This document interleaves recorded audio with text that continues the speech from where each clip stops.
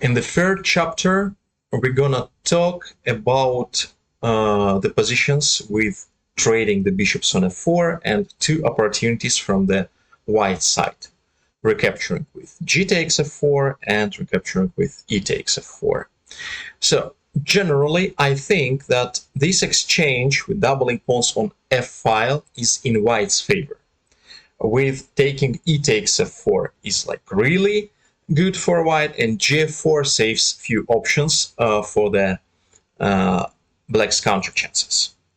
One more important thing for both parts. Remember about a3 square for queen, chasing the dark squares for black. It's quite good position for the white's queen. And we start from the model games with g takes f4, played by Pavel Elyanov against Magnus Carlsen. For now, there is nothing to add besides the thing that white achieved what they generally wanted.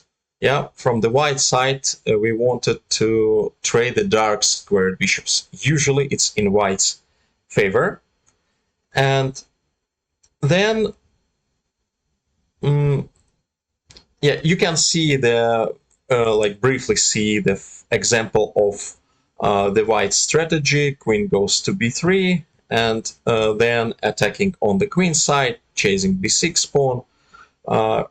King side usually quite safe for white, and there are too many weaknesses in advance to quite a bad bishop on b7. So technically, again, a3 squared, technically this dark squares domination is good for white, and the structure also in white's favor. So there is an advantage, and white converted it in endgame.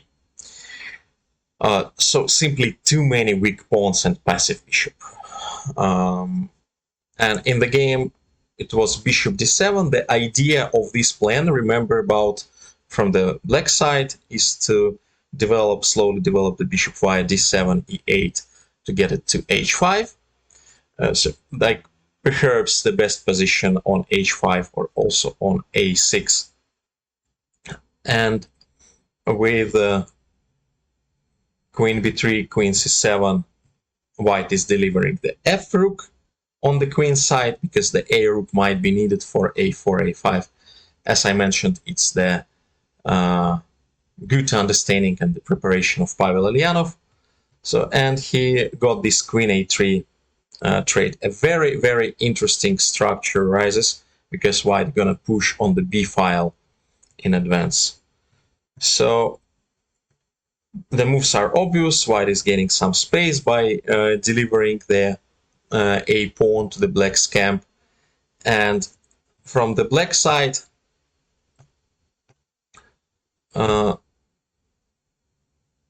black is trying to close up the bishop on g2. Basically, it's impossible. Position of white is better. Just, it's always necessary, especially if you play on very high level, to be precise. And after a few moves, Pavel, he made everything correct. So it looks like everything correct. And white is better. Just black is getting, like, trying to get very good chances for a counterplay. Yes, there is the weakness on b7. Yes, knight on e4 is always attacked. Yes, the rooks are not coordinated. Yes, white is controlling the semi-open file. Yes, there is pawn on d5, but somehow you have to be precise, because it's also weakness on f4.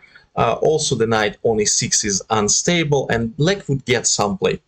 So in this position, I think this bishop takes e4 is a wrong approach to change this bishop, or we would say a little bit early. In case of knight back, sometimes you have to do such a move, like knight goes back to d4, preparing, advancing the pawn c5, c6 even further.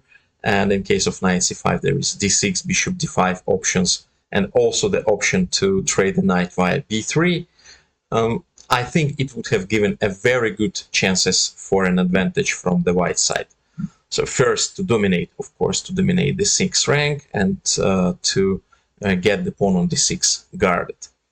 And after trading this bishop, it's not so easy, and somehow the counterplay missed because rook and bishop are way better coordinated in the open endgames than rook and knight. And very soon, Magnus created a very interesting attacking options, leading to better rook endgame.